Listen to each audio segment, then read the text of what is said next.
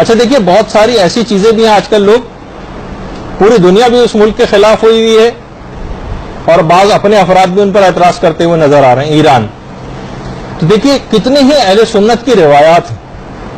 اگر آپ دیکھیں باقاعدہ وہ روایات تو آپ کو اندازہ ہوگا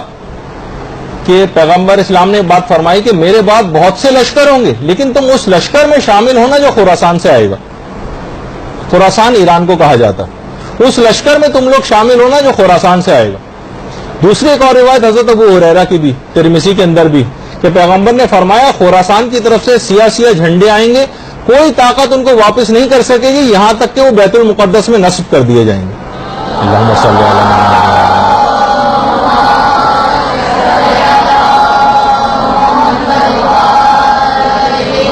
یہ سارے حوالے لکھے ہوئے ہیں. حافظ ابن کثیر نے مجھے نوٹ لکھا ہے کہ سیاہ جھنڈے وہ نہیں جو ایک مرتبہ ابو مسلم خراسانی لے کر آیا تھا جس نے بنو امیہ کا ملک چھین لیا تھا، بلکہ یہ دوسرے جھنڈے ہیں جو امام مہدی کے عہد میں ظاہر ہوں گے. اور پیغمبر نے یہ بھی فرمایا، صوبان سے روایت ہے مسند احمد ابن حنبل میں بھی اور سنن بہقی میں بھی، صوبان جو رسول کے آزاد کردہ غلام تھے بیان کرتے ہیں کہ رسول نے فرمایا جب تم دیکھو کہ سیاہ جھنڈے خراسان کی جانب سے آ رہے ہیں تو ان میں شامل ہو جانا، اگرچہ برف کے اوپر گھٹنوں کے بل چل کے ہی کیوں نہ آنا پڑے، کیونکہ ان میں اللہ کا خلیفہ مہدی ہوگا. تو آپ نے دیکھا کہ کیسی صحیح جو ہے وہ روایات ہیں. تو بہت اچھا. اب دیکھیے بہت سارے سادہ لوگ افراد جو ہیں وہ یہ سمجھتے ہیں کہ امام زمانہ جب تشریف لائیں گے تو سب کام خود بخود ہی ہو جائیں گے، دشمنوں کو بھی امام خود برباد کریں گے اور تلوار بھی امام خود ہی چلائیں گے، جنگ بھی معجزاتی انداز میں جیت لیں گے، بس ہر طرف اس کے بعد خوشیاں ہو جائیں گی، لذتیں ہوں گی، عیش و آرام اور چین ہوگا، حکومت جو ہے ہم کو مل جائے گی، ہمیں خود کچھ بھی نہیں کرنا پڑے گا، قربانیاں دینے والے تو یقیناً امام اپنے ساتھ ہی لے کر آئیں گے، ہمیں کچھ نہیں کرنا پڑے گا. ایسے افراد اگر امام آ گئے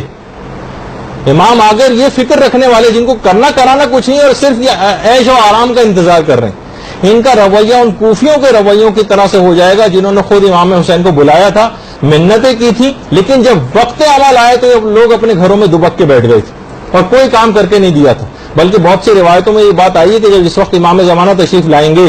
تو یہ ایسے بہت سارے افراد جو بے عمل قسم کے ہوں گے، جو کرنے کرانا جن کو کچھ نہیں، کہیں گے کہ ابنا سیدہ واپس تشریف لے جائیے، ہمیں آپ کی کوئی ضرورت نہیں. یہ وہی افراد ہوں گے جنہیں غیبت میں کسی کام کے کرنے کی کوئی عادت نہیں تھی، کوئی خدمت انجام دینے کی عادت نہیں تھی، ان کا کام صرف ولادتوں کو SMS کرنا تھا. یہ صرف جشن کی تقریبات ویسے سال میں ایک آدھ مرتبہ مطمئن ہو جاتی. امام آئیں گے تو پورے طاقت سے اسلامی احکام کا نفاذ کریں گے، موویوں کے اوپر پابندی لگا دیں گے، گانوں کے اوپر پابندی لگائیں گے، حرام فلموں کے اوپر پابندی لگائیں گے، مکس گیدرنگ پہ پابندی لگائیں گے، بے پردگی کے پابندی لگا دیں گے، اسراف والی تمام تقاریب کے اوپر پابندی لگا دیں گے،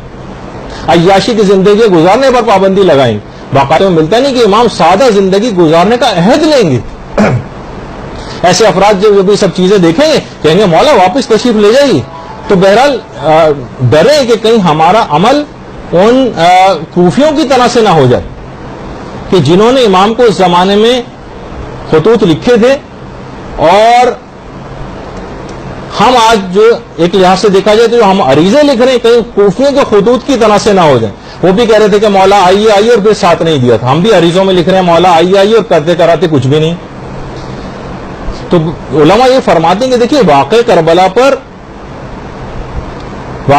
جو ہوا تھا اس میں ہر طبقہ زندگی کے لیے عبرتیں اور مثالیں.